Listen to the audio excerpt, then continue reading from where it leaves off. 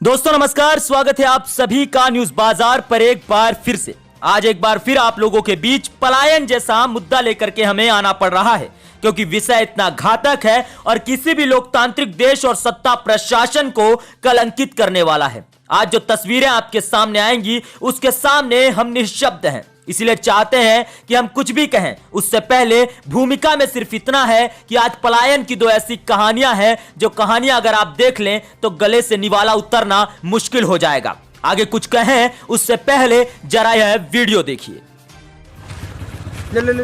हाँ भैया, कहाँ जा रहे हो आप लोग? इलाहाबाद जा रहे हो जी। कहाँ से आ रहे हो? सूरत से। तो सूरत से ये सामान लेकर के पैदल वहाँ तक जाओगे? जी सर। क्या करें, मोदी जी गाड़ी नहीं चालू कर रहे हैं तो क्या करें। तो अभी कितने दिन हो गए यहाँ तक आते आते?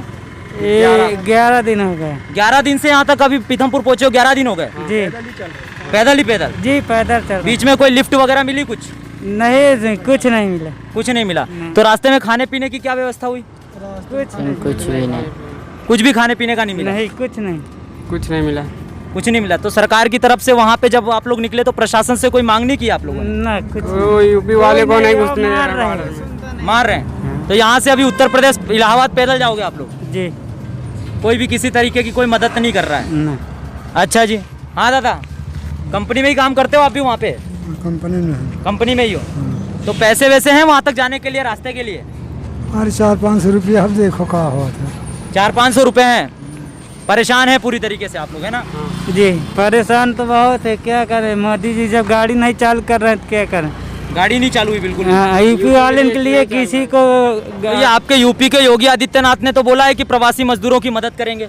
नहीं, कहाँ मदद किए। ये मदद किए होते तो मतलब पैदल क्या जाते क्या हम लोग। तो ये जो बोला था कि क्या है कि आप लोग अगर कांटेक्ट करते वहाँ पे यूपी के सरकार से तो आप लोगों को बुलवाती, गाड़ी भेजती, तो ऐसा कुछ भी नहीं है? नहीं, ऐसा कुछ भी नहीं है सर। बात करने की कोशिश की सरकार से? बहुत कोशिश की है, कुछ नहीं हुआ। और ये मोदी जी के 500 भी खाते में आए कि नहीं आए? नहीं, अभी तो कुछ नहीं। अभी तो कुछ भी नहीं आया। तो ऐसे ही आप अभी लोग ये सामान लेकर के पैदल के लिए जाओगे, है ना? जी।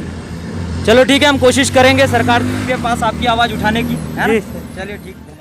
जैसा कि आपने वीडियो में देखा, यह युवक पलायन कर रहे हैं। यह कोई बहुत बड़े वाले नहीं है, दिहाड़ी मजदूर हैं। उत्तर प्रदेश से कुछ महीनों पहले 4 पैसा कमाने का सपना देखकर सूरत की ओर चल दिए थे। क्या पता था कि जितना कमाएंगे नहीं उससे ज्यादा गंवाना पड़ जाएगा। कमबख्त यह लॉकडाउन अर्थव्यवस्था की ऐसी कमर तोड़ेगा कि इन्हें करना पड़ेगा पलायन। मगर पलायन की भी अपनी एक सीमा होती है। उन्हीं सारी सीमाओं को तोड़कर जब पीड़ा की अति हो जाती है तो ऐसा दृश्य सामने आता है जिसे देखकर दिल बैठ जाता है। जरा समझने की कोशिश कीजिए। सूरत से उत्तर प्रदेश प्रयागराज लगभग 1100 किलोमीटर बिना कुछ खाए पिए लगातार 11 दिनों से यह दिहाड़ी मजदूर पैदल चलते हुए चले जा रहे हैं। इतने लोगों के बीच में सिर्फ एक बैग है, उस बैग में भी कपड़े और तौलिए, खाने का पूछा तो कुछ भी नहीं। और अभी भी यह केवल पीथमपुर पहुंचे हैं, मतलब इन्हें उत्तर प्रदेश पहुंचने में भी अभी भी 10-11 दिन लग सकते हैं। जब इनसे हम बातचीत कर रहे थे तो इनकी आवाज भी नहीं निकल रही थी। भूख से व्याकुल तपती चिलचिलाती धूप में ये पलायन कर रहे थे। गुजरात के मुख्यमंत्री विजय रूपाणी और उत्तर प्रदेश के मुख्यमंत्री योगी आदित्यनाथ दावे और वादे तो बहुत बड़े बड़े कर रहे थे कि हम अपने प्रदेश के दिहाड़ी मजदूरों को उनके प्रदेश जाने की अनुमति देंगे, उसके लिए पुख्ता इंतजामात करवाएंगे और दूसरे प्रदेशों में फंसे अपने यहाँ के दिहाड़ी मजदूरों को वापस लेकर आएंगे, बस से भिजवाएंगे और इंतजामात करवाएंगे। लेकिन हकीकत आपके सामने है। अब इस पर आपका क्या विचार है हमें कमेंट बॉक्स में बताइए,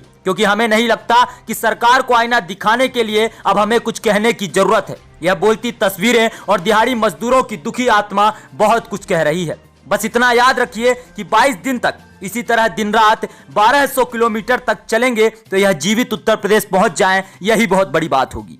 चलिए रुक करते हैं अब दूसरी कहानी की ओर। यह कहानी दो मुख्यमंत्रियों के बीच फंसे दिहाड़ी मजदूरों की नहीं, बल्कि इसका पूरा श्रेय शिवराज मामा को जाता है। हम कुछ भी कहें उससे पहले जरा यह वीडियो देख। तो कहाँ के लिए जा रहे हो आप भैया? हम जा रहे हैं खंडवा के लिए। खंडवा के लिए? खंडवा से 35 किलोमीटर आगे गुड़ी गाँव। उड़ी गाँव। तो कहाँ से आ रहे हैं अभी आप? हम बड़नगर के पास से आ रहे हैं। बड़नगर से? मौलाना। रतलाम? हाँ मौलाना। अच्छा, तो कितना हो गया होगा अभी? कितने दिन हो गए आपको चलते? हमें हो गए 2 दिन हो गए। 2 दिन से पैदल चल रहे हो ऐसे? 2 दिन से पैदल। कोई सरकार की तरफ से कोई मदद नहीं हुई गाड़ी वाहन की? नहीं अभी कुछ हुआ कोई वाहन की सुविधा नहीं हुई है? नहीं हुई। खाने पीने के लिए क्या ये बिस्किट ऐसे ही खा के चल रहे हो अभी आप? अभी तो बिस्किट रास्ते में दे दिए थे और दुकान से भी ले लिए थे। अच्छा, दुकान से भी ले लिए। जी तो ऐसा क्या रहा कि आपको वहाँ से छोड़ करके जाना पड़ा? वहाँ काम चल रहा था, हाँ।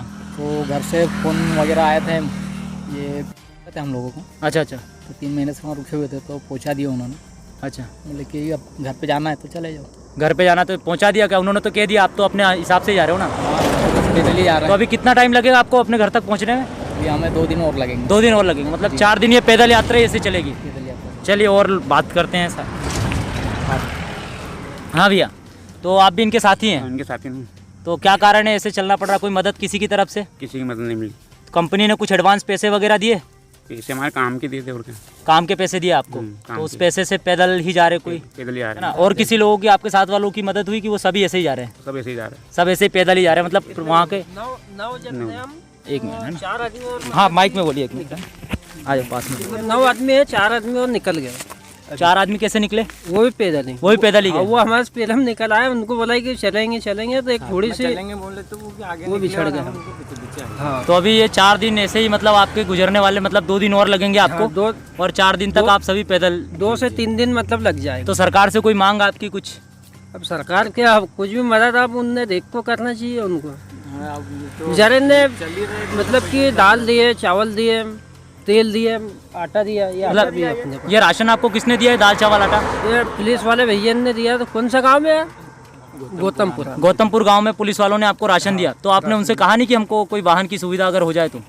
उनसे हमने नहीं, ऐसा कुछ भी नहीं बोला उनसे, है ना? उन्होंने बोला कि आप लोग जाओ, राशन जरूर दिया उन्होंने, है ना? मतलब मदद करने की कोशिश की। मदद करो उनसे। बाकी वहाँ के स्थानीय प्रशासन ने, जहाँ से आप लोग आ रहे हैं, क्या नाम था उसका? मौलाना का। मौलाना गांव से, वहाँ का कोई प्रशासन ने कोई मदद करने की कोशिश नहीं वो की? कुछ गांव के मतलब बाहर है, जैसा बन नगर में फैल गई है बीमारी, हाँ। उनके वजह से यार हमने बोला कि अपन भी निकलो भाई, अपन क्योंकि अच्छे आदमी है, नहीं तो अपन को भी हो सकती है ना? तो इसलिए आप लोग वहाँ से निकल रहे हो। तो ऐसे ही भूख प्यास से बिस्कुट खा करके काम चल रहा है ना? क्या करें यार, ये क्या? सही है, और क्या, खाते पीते जाएंगे आराम से घर। है ना? चलिए ठीक है, हम कोशिश करेंगे आपकी बात प्रशासन तक पहुँचाएं। ये आपने देखा किस तरह से बिस्किट के सहारे ये चल रहे हैं, और ये सोचने वाली बात है कि सरकार इनकी कोई मदद नहीं कर रही है। ये बेहद शर्मनाक भी है, क्योंकि पलायन का यह दृश्य बेहद मार्मिक है। जैसा कि आपने वीडियो में देखा, ये दिहाड़ी मजदूर मौलाना से खंडवा तक सफर तय कर रहे हैं। हैरत की बात तो यह है कि इन्हें 2 दिन चलते हो गए, और जिस बिस्कुट के सहारे यह चल रहे हैं वह भी अब खत्म होने वाला है। मौलाना से खंडवा तक पहुंचने में 2 दिन और लगने वाले हैं। शिवराज सिंह चौहान दावे तो बड़े बड़े कर रहे हैं कि उनकी सरकार मजदूरों को अपने गांव जाने के लिए व्यवस्थाएं करवा रही है, वाहन सुविधा उपलब्ध करवा रही है, तो फिर इन्हें पैदल चलने में मजा आ रहा है क्या? हमें तो नहीं लगता इस चिलचिलाती धूप में भूखे प्यासे इन मजदूरों को चलने में मजा आता होगा। शिवराज मामा, योजनाएं निकालना ही बड़ी बात नहीं होती, बल्कि तहकीकात भी जरूरी है कि क्या योजना अंतिम व्यक्ति तक पहुंच रही है या फिर नहीं। फिर वाहन की व्यवस्थाएं तो दिहाड़ी मजदूरों के लिए ही है ना, तो फिर उन्हें क्यों नहीं मिल पा रही है? इसके आगे हम क्या कहें, निःशब्द हैं आपकी सत्ता पर और इन मजदूरों के पलायन पर। उम्मीद करते हैं न्यूज बाजार का कैमरा एक बार फिर ऐसी दर्द भरी कहानी कैद ना कर पाए। सरकारें पुख्ता इंतजामात करें, वरना ऐसा ही रहा तो जवाब तो इन्हें मिलेगा, सत्ताधीशों को भी और उन प्रशासन को भी जिन्हें कोई फर्क नहीं पड़ता इन दिहाड़ी मजदूरों से। खैर, धन्यवाद दोस्तों, आज के लिए सिर्फ इतना ही। न्यूज बाजार की रिपोर्ट के लिए मैं हूं हरिकेश द्विवेदी। इसी तरह के मुद्दों से रूबरू रहने के लिए न्यूज बाजार को सब्सक्राइब कीजिए। धन्यवाद।